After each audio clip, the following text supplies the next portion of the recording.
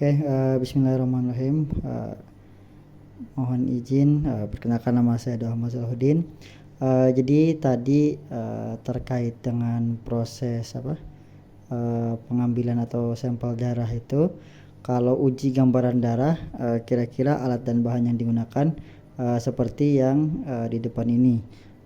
Satu, alat hemositometer, terus tabung sahli,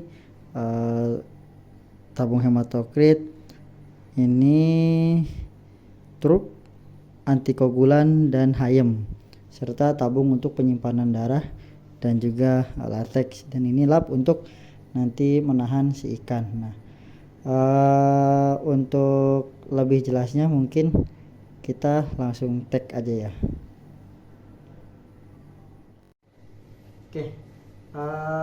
Ini tahapan yang biasa kita lakukan dalam proses pengambilan sampel darah ikan. Yang pertama kita menggunakan dulu sarung tangan.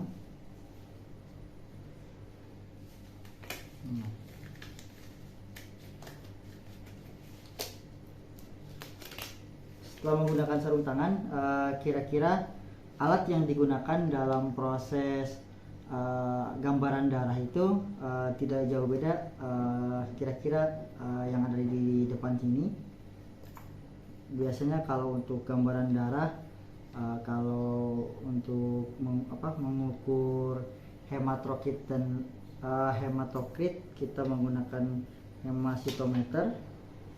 Kalau untuk ambil darah kita menggunakan siring 1 mili sama siring 3 mili. Ini tergantung dengan ukuran ikan. Nah, untuk proses pengambilan darah sendiri, terus untuk hematokrit, kita bisa menggunakan tabung hematokrit yang ini.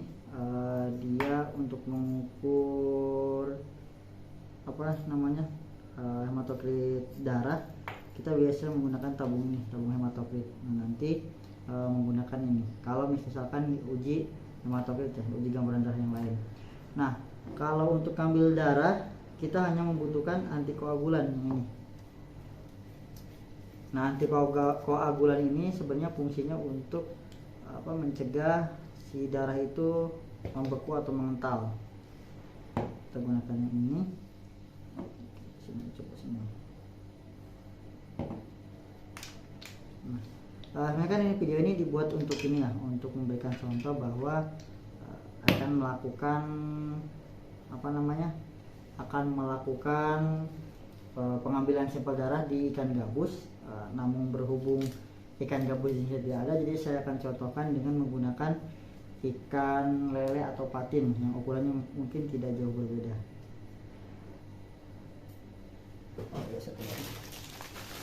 Satu lagi lupa, kita siapkan tisu untuk. Nah, langkah yang pertama sebelum menyiapkan ikan, tentunya kita bilas dulu si siring ini dengan menggunakan antikoagulan. Setelah dibilas, masukin koagulan secukupnya. Setelah koagulan baru ambil sampel ikan.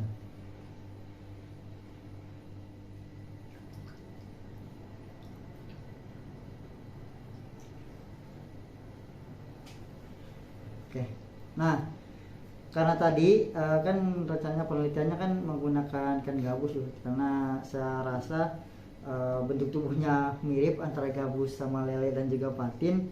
Jadi saya akan berikan contoh pengambilan darah menggunakan ikan lele.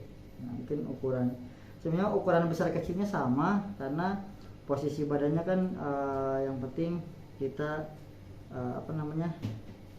sesuai dengan pengambilan. Nah, kalau untuk lele, nah yang pertama tadi saya bilang biar si darahnya tidak mengental, kita tambahkan antikoagulan di sini. Nah, setelah ditambahkan antikoagulan, buang sedikit. Nah, saya biasa mengambil darah itu ikan, mau ikan lele, ikan nila, ikan mas, atau ikan tawes yang sudah coba saya lakukan itu di sini, di bagian ini kan ikan biasanya di dekat pangkal ekor, di daerah linea lateralis kalau nggak salah. Nah, kita ambil saja di daerah sini nih. Bismillahirrahmanirrahim. mudah-mudahan berhasil.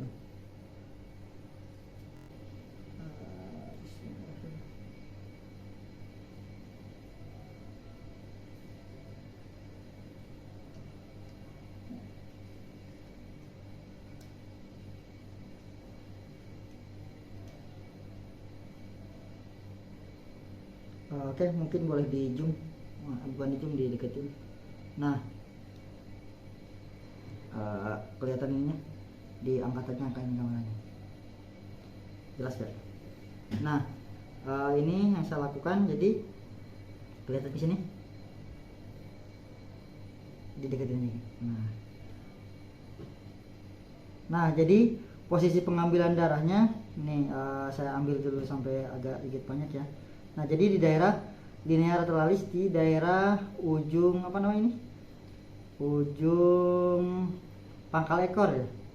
Nah, jadi tadi kan penelitiannya ikan gabus ya. Oke, saya rasa cukup. Nah, saya jelaskan kembali.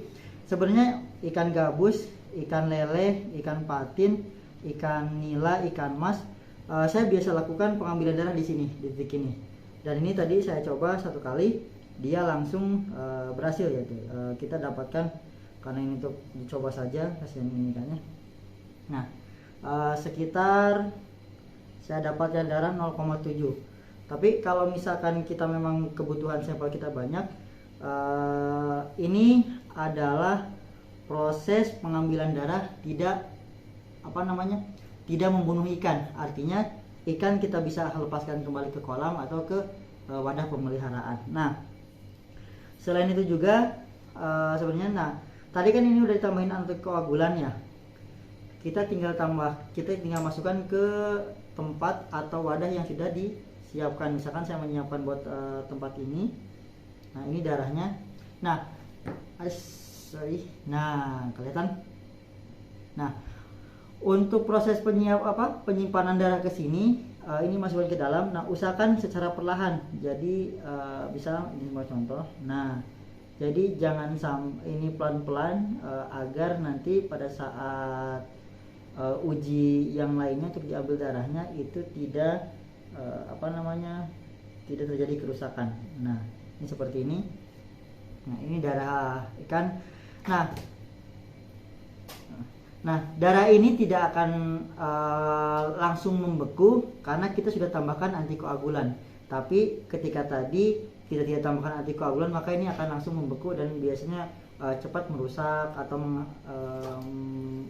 menghambat di sini nih, di siring ini tidak bisa langsung sekali pakai, bisa langsung ini. Nah,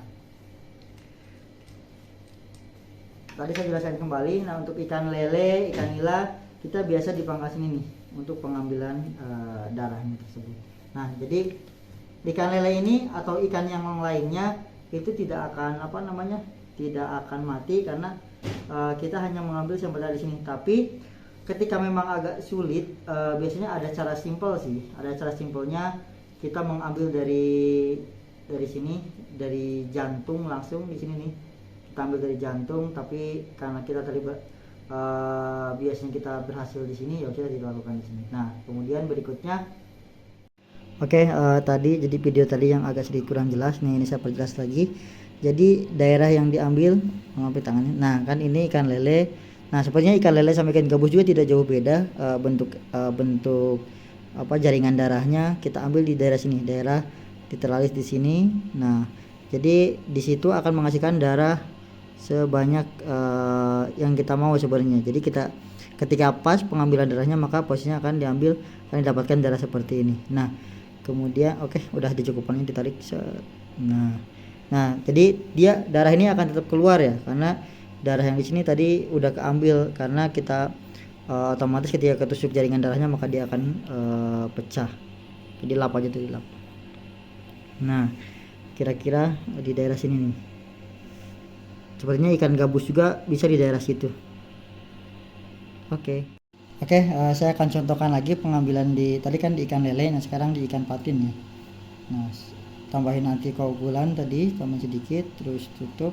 Nah, patin juga sama, kita coba di daerah pangkal ekor sini ya. Bismillahirrahmanirrahim.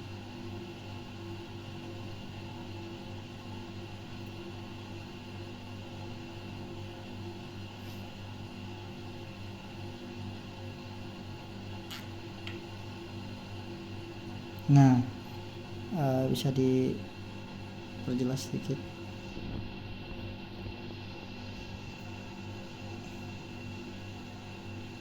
Nah, ini untuk darah patin juga sama. Nih kita dapetin darahnya kita dapetin. Kita segini aja cukup. Nah, jadi semua yang pernah saya coba tadi dari ikan patin, ikan lele, dan juga ikan nila, ikan mas, serta ikan tawes itu sama pengambilan darahnya di daerah posisi ini. Dan barusan ikan patin pun berhasil kita dapatkan ini. Bentar. Nih, ini darahnya, darah ikan patin. Coba dijelas Kak, ditekan. Nah, ini agak kotor sini. Nih, jadi ini barusan posisinya saya ambil di daerah sini. Ikan patin juga, ikan lele juga sama. Oke. Nah, mungkin itu saja sih yang bisa saya jelaskan. Kurang lebihnya maaf. Assalamualaikum warahmatullahi wabarakatuh.